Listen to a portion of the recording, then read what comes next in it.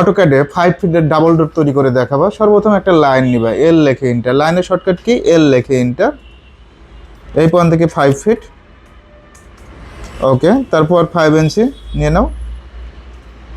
এই পয়েন্ট থেকে পার্টিশনাল 5 ইঞ্চি, এদিকে 2, একইভাবে নিচের দিকে 2। জুম করো, একটু জুম করে কাজ করো। এদিকে 1, এদিকে 3, একটু জুম করো। তারপর 7 ফিটের লাইন নাও। কত ফিটের লাইন নেবা? 7 ফিট।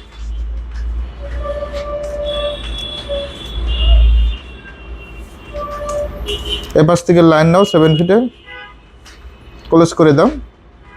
লাইন নাও এই পয়েন্ট থেকে 7 ফিট। তারপর দুইটা সিলেক্ট করো,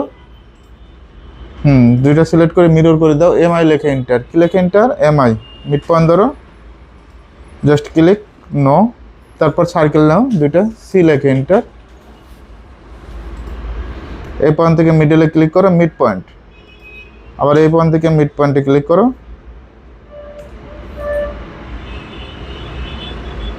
প্রবলেম হলে স্কিপ দিবা, সি লেখে এন্টার। জাস্ট ক্লিক করো এই পয়েন্ট থেকে এই পয়েন্ট। তারপর টিম করে দিবা, টি আর লেখে ডাবল এন্টার, টিম।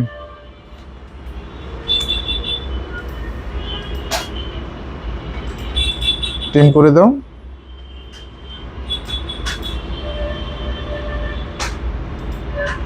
এটা টিম করে দাও, ওকে।